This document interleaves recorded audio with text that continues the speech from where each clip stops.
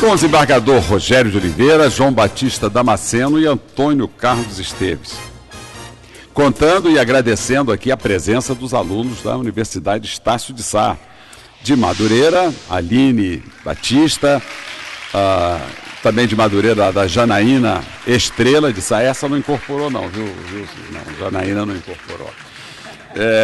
De Nova Iguaçu, a doutora Silvia Gomes de Moura, da Via Brasil, Monique Labuto, e da Menezes Cortes, Roseli Santos Firmino. E também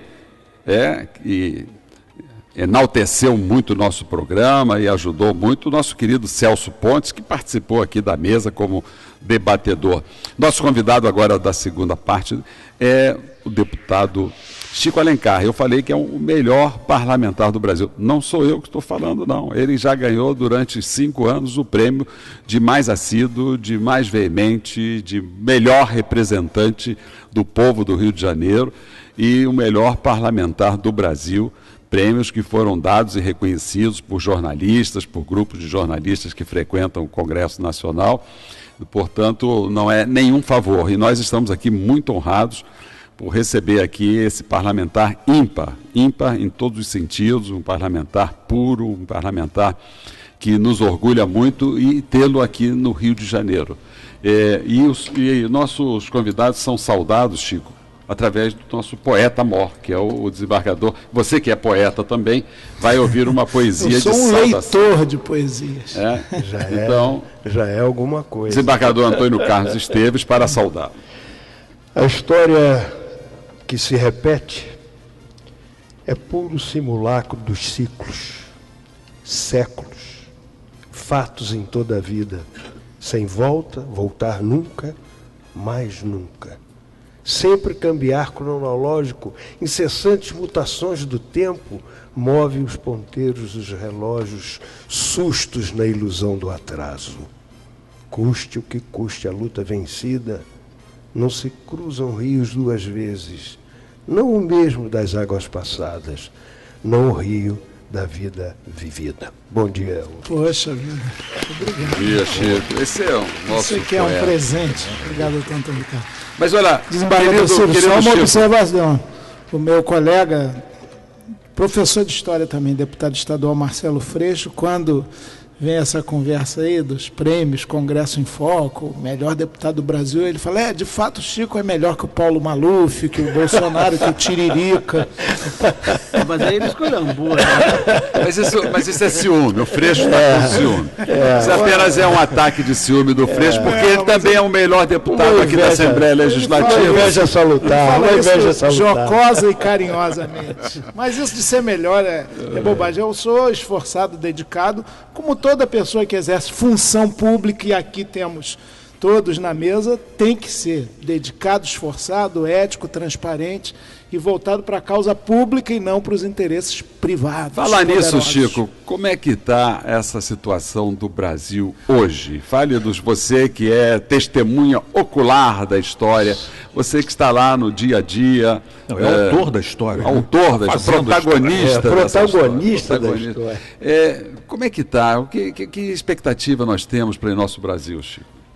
Nós estamos vivendo uma grande encruzilhada, né?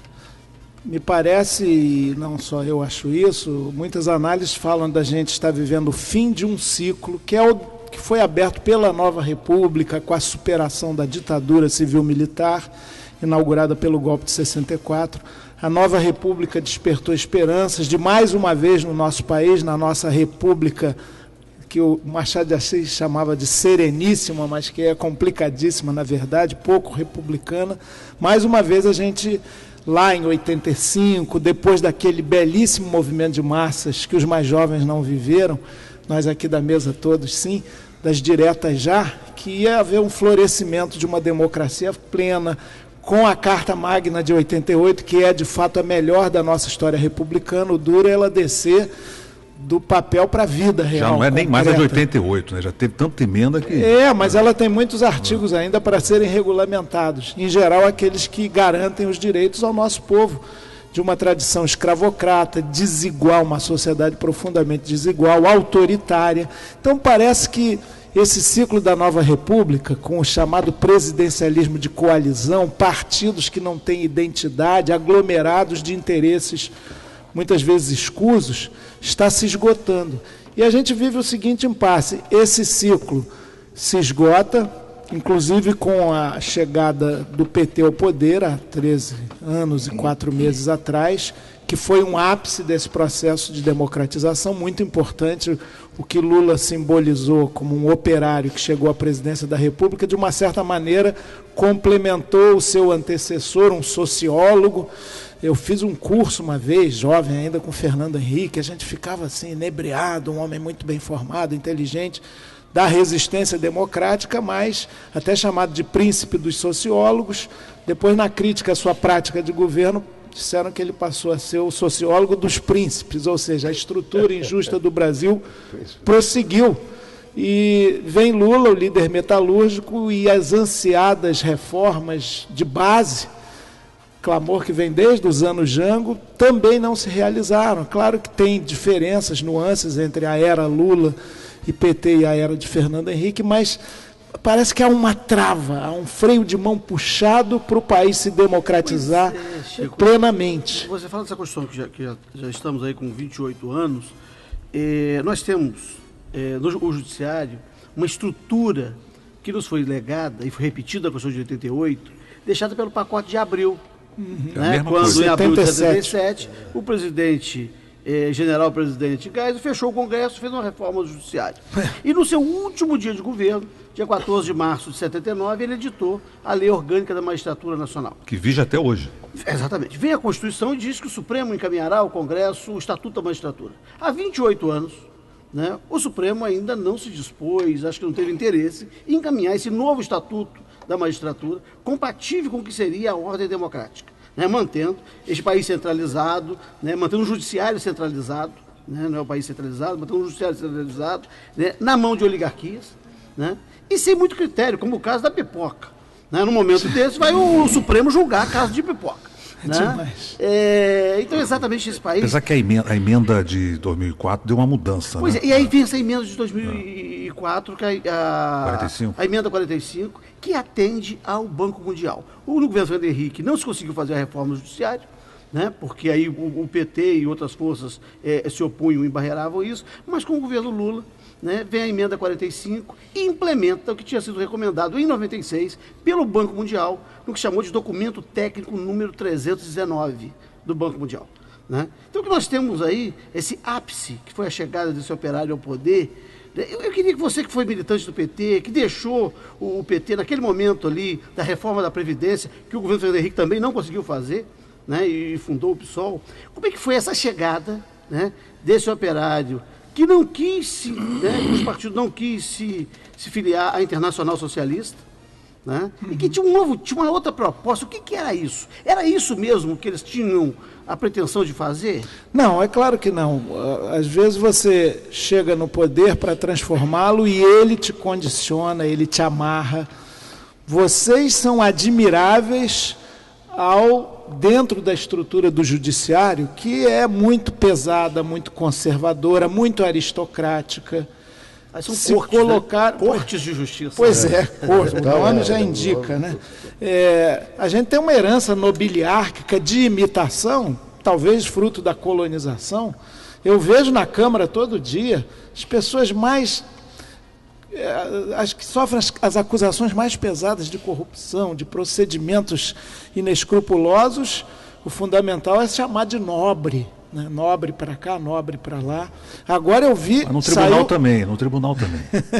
Saiu no jornal O Globo, insuspeito, portanto, que na comemoração daquela votação do impeachment, no dia 17 de abril, na madrugada do dia 18, muitos deputados, nas comemorações que fizeram nas casas de Heráclito Forte, ex-senador pelo meu Piauí, minha terra paterna, da Maura, que me acompanha e trabalha comigo também, o deputado, agora deputado Heráclito Forte, dizem que tem a melhor adega de Brasília. Eu nunca fui lá, ele nunca me convidou, mas teve uma festa lá, em outros lugares também. Muitos deputados, saiu no jornal o Globo, matéria das competentes jornalistas Isabel Braga e Maria Lima, ficavam mostrando nudes de suas amantes, aqueles mesmos que tinham horas antes oferecido seu voto pelo bem da pátria e fora Dilma, a família, a amadíssima esposa, ou seja, a gente vive num ambiente de hipocrisia institucionalizada e isso acaba amarrando mesmo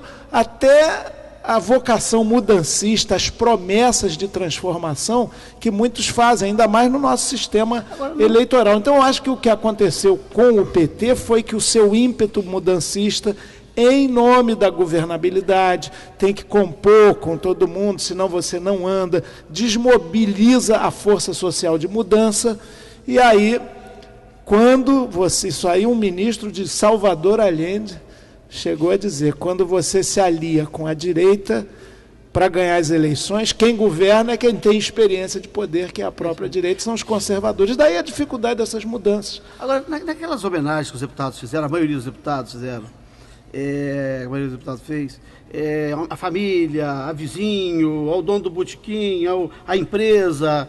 Não há uma sinceridade naquilo, não? Não é isso mesmo que aquela turma ali representa?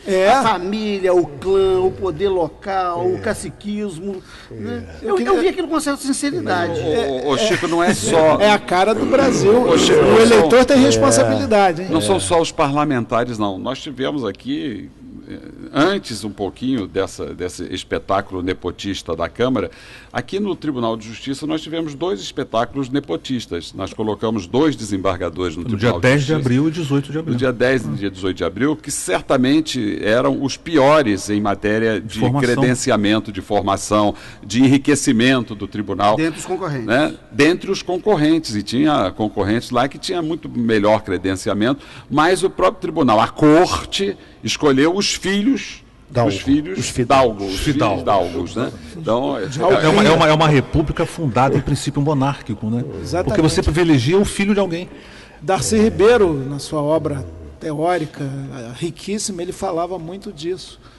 O Brasil precisa, para se tornar república, ser a república do Zé Ninguém e da Maria sem sobrenome, porque por enquanto, mesmo com a proclamação em 1889, continua valendo isso. Mas só para concluir aquele raciocínio, qual é a essência da crise na minha avaliação? Aliás, a gente vai discutir isso hoje na ABI 18h30, inclusive os bastidores lá da Câmara, com os deputados federais Glauber Braga e Jean Willis, os deputados estaduais também do PSOL, para um debate aberto sobre os bastidores e uma análise dessa crise que nos afeta a todos.